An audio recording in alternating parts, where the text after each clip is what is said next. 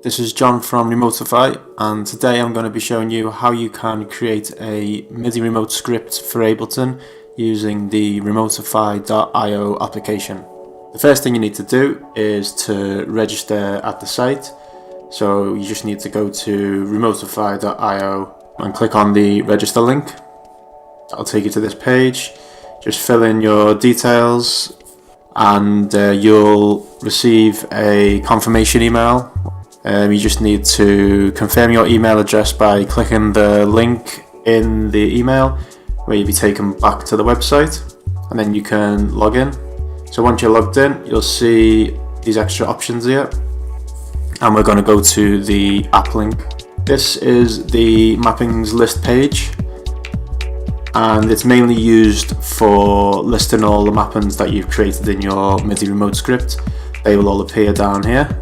So what we're going to do first is add a mapping to the MIDI remote script. So all you need to do is click add a new mapping, and this is all the different mapping types that you can create.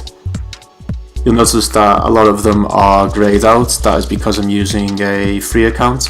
So the ones that are highlighted are the ones that are available.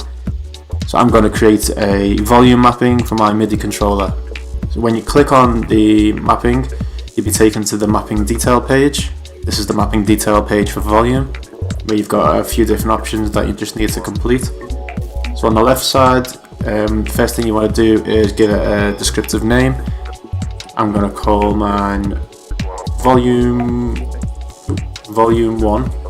So the mapping it's going to control the volume on a specific track. So I'm going to leave this as specific. In the free account you have two options, specific and master. When you upgrade to Pro, you'll also get a third option which is called selected, and that is so you can control the currently selected track in Ableton. So you can create a whole bunch of mixer based controls that always are assigned to whatever track is highlighted in Ableton. But for this tutorial, I'm just going to create a specific volume mapping, and I'm going to select track number 3. So what this means is that the mapping will always control track number 3 inside Ableton Live. So whatever track is at position number 3. So I can move these around, and it will always control whatever is in this place, in the third position. Over to the right side now, the MIDI controller values. Now what we need to do is connect our MIDI controller to our computer. So just make sure that you've done that. I've already done it. I'm using the DJ Tech Tools MIDI Fighter Twister for this demonstration. Just hit MIDI learn, and then whatever controller you want to use to control the volume, you would just twist it or push it, and it will automatically pick up the values in this area. So let me just try a few of those. You'll see that the MIDI value is changing to correspond with that. Just going to set it back to this encoder. You can also set the encoder type to these different values. So a lot of controllers you'll find use the relative smooth to complement rather than absolute. But for me, absolute should be okay. All I need to do now is hit save. And now you can see that I've got my first mapping listed. So what I'll do now is I'll just create a few more for the MIDI remote script, and then we can generate it and import it into Ableton. So if I just go back to add a new mapping, I'm going to create a pan control, call this pan 1, and it's also going to control track number 3. Use MIDI learn. I'm going to use this node. That's it, pan. Now mute. Call that mute 1. Number 3. So button style controls also have LED on off values. You just need to know your velocity values to know which colors to display. So we do have a forum post. If you go to remotify.io/community, this one here, LED feedback values, has a bunch of different controllers and their velocity values for their colors. I'm just going to leave that blank for now. So MIDI learn, and I will use the push encoder there. Let's do another one, solo.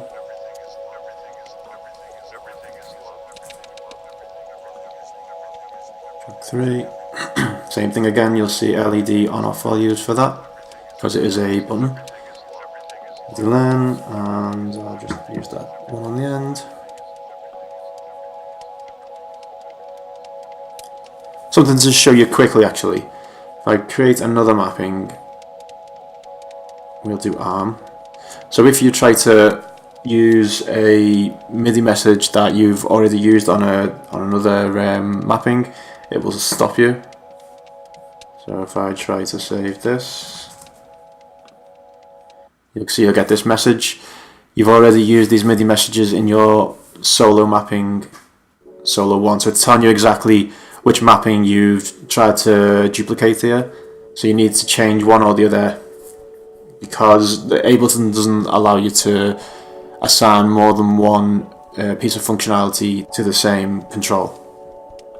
Okay, so now we've got 4 mappings. It's a nice little simple MIDI remote script. I think we'll generate that and import it into Ableton.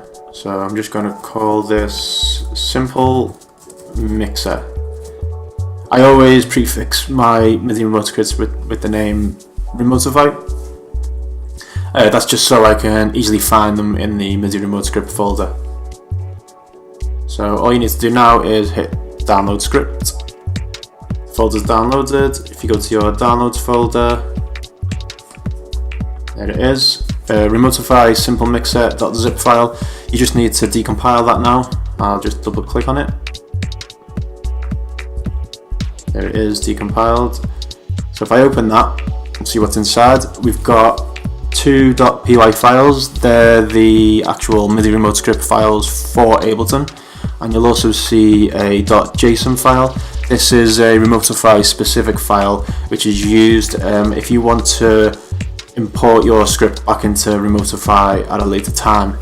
You can just choose, you hit choose file, and then you go to your whatever your folder is for your remote script and just select the JSON file and import it, and it will appear here, and then you can just continue editing it however you like. So next we just need to move our new script folder into Ableton's MIDI remote scripts folder. So the place to find that is in Applications, Ableton Live 9, well, whatever version you're using. And you hit Show Package Contents, App Resources, and then MIDI Remote Scripts. And in here are all the different MIDI remote scripts which are shipped with Ableton Live. I just scroll down, you'll see these are all ones that I've added, I've been testing different things with. So let's just add this one in as well. There it is. Now we just need to open Ableton. If you've already got it open, you'll need to close it and reopen it again to see the new script. So I'll just close this and reopen it again.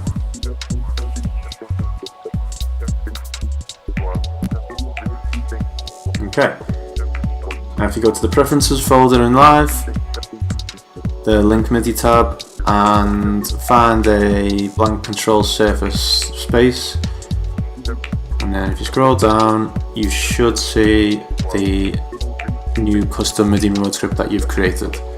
There it is, and then you just need to assign it to your controller, which is already done here. Make sure that you have track and remote turned on for both the input and output of the script. Okay, that's that. And now, if all went well, you should just be able to move your controls and it will all work. Solo, mute, yeah, it's all good.